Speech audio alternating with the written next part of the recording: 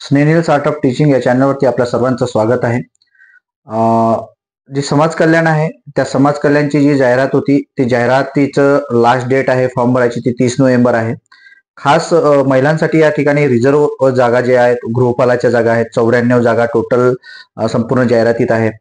सर्वसाधारण सोडून सर्वसाधारण पण त्यामध्ये 64 जागा ऍड आहेत। या सर्व गोष्टींचा विचार करण्यासाठी आपण हा व्हिडिओ बनवत आहोत। त्यात त्यांना संधी काय असणार आहे, अभ्यासक्रम काय असणार आहे, पॅटर्न काय असणार आहे, एक्झाम कोण घेणार आहे आणि परीक्षा कधी होणार आहे, या संपूर्ण बाबींचा अभ्यास आणि माहिती मी या व्हिडिओमध्ये आपल्याला देणार आहे। आपण जर माझ्या चॅनलला पहिल्यांदा बघत असाल तर माझ्या चॅनलला सबस्क्राईब करा, जेणेकरून येणारे जे काही व्हिडिओज आहेत नोटिफिकेशन आहे हे आपल्याला आपल्या चॅनलवरती आणि आपल्याला पहिल्यांदा येईल, जेणेकरून तुम्ही त्यापासून वंचित राहणार नाही।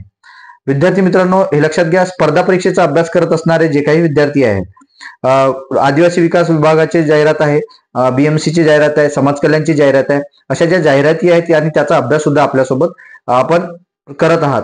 पण त्यामध्ये महिलांसाठी जे काही जागा असणार आहेत यावर फोकस करायचा आहे। आणि जो कॉमन सब्जेक्ट आहेत हे संपूर्ण सरळ सेवेचा अभ्यासक्रम असल्यामुळे कॉमन सब्जेक्ट आहे, जसं मराठी आहे, इंग्रजी आहे, GK आहे आणि गणित बुद्धिमत्ता आहे। ही जी 4 सब्जेक्ट आहेत ही 4 सब्जेक्टच त्यात म्हणजे तो पॅटर्न आहे 4 सब्जेक्टचा। हा 4ही सब्जेक्ट मध्ये आपल्याला माहिती आहे की 25-25 चे 4 जे विषय आहेत त्यात 100 प्रश्न आणि 200 गुण असणार आहेत, म्हणजे एका याला 2 गुण असणार आहे। मग त्यात पैकीच्या पैकी जे मार्क्स घेणारे जे सब्जेक्ट आहेत म्हणजे GK पण पैकीच्या पैकी घेऊ शकता तुम्ही। नंतर मराठी आणि इंग्रजी थोडेफार गडबड होईल, पण मॅथ आणि बुद्धिमत्ता जे आहे यामध्ये आपण पैकीच्या पैकी गुण घेऊ शकता। मग यात आपल्याला कट ऑफ मध्ये जर बसायचं असेल आणि जास्तीत जास्त मार्क्स मिळवण्यासाठी आतापासून आपल्याला तयारी करणं गरजेचं आहे। मग ही जी परीक्षा आहे ही परीक्षा कधी होणार आहे, म्हणजे लास्ट डेट फॉर्म भरायची 30 तारीख आहे, 30 नोव्हेंबर तारीख आहे, अजून वेळ आहे।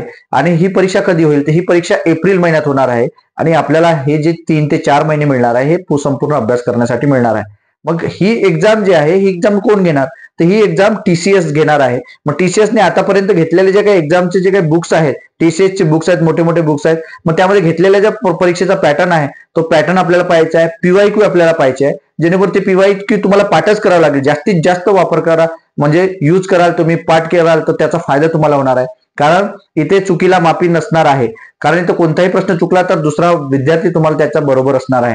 म्हणजे 170 अबो जर तुमच्याकडे तुम्हाला मार्क्स मिळतील तर तुमचे या ठिकाणी चान्स असणार आहे। महिलांसाठी स्पेशली सांगू इच्छितो की आपल्या जागा जास्त आहेत, कारण महिलांसाठी स्पेशली गृहपाल आहे आणि इतर ज्या 4-5 जागा आहे, लिपिक आहेत, लघुलेखक म्हणजे टंकलेखक आहे, वरिष्ठ लिपिक आहे, या अशा जागा आहेत, परंतु 94 जागा हे महिलांसाठी राखीव आहेत। मग याचा विचार आपल्या संपूर्ण महिलांना करायचा, जे स्पर्धा परीक्षेचं MPSC करत आहात, स्पेशली PSI साठी अभ्यास करत आहात किंवा स्पेशली ग्रुप बी साठी किंवा स्पेशली ग्रुप सी साठी अभ्यास करत असाल तर प्लीज याच्याकडे पण थोडं लक्ष द्या। आणि तुम्ही MPSC करत असणारे विद्यार्थी 170 च्या अबो मार्क्स नक्कीच घेऊ शकतात, कारण आपल्याला हे सरळ सेवा चिल्लर अभ्यासक्रम असल्यासारखं वाटत असते। मग थोडाफार त्याच्यावरती तुम्हाला इंग्रजीवर भर द्यायचा आहे, इंग्रजीचा थोडा जास्त अभ्यास करायचा आहे, कारण TCS चा इंग्रजीचा पेपर जो असते थोडा हार्ड असते, बाकी संपूर्ण विषय हे चिल्लर असतात हे आपल्याला माहित आहे विद्यार्थी मित्रांनो।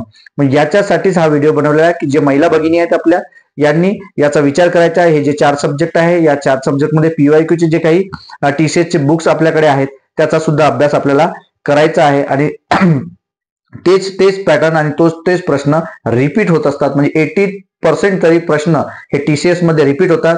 म्हणून जे नवीन वाचण्यापेक्षा जे जुने प्रश्न आहेत त्यावर जास्त भर द्या, त्याचा सुद्धा अभ्यास चांगला करा, जेणेकरून तुम्ही समाज कल्याण विभागामध्ये महाराष्ट्र शासनाच्या माध्यमातून तुम्ही पास झालात तर निवड म्हणून आपण या ठिकाणी महाराष्ट्र शासनात दाखल व्हाल आणि यामुळे आपलं जे काही स्पर्धा परीक्षेतून पास होण्याचं जे स्वप्न आहे हे पूर्ण होईल। याकरता हा व्हिडिओ बनवला होता। आपल्याला हा व्हिडिओ कसा वाटला हे मला कमेंट बॉक्समध्ये कळवा आणि माझ्या या चॅनलला सबस्क्राईब करा। धन्यवाद।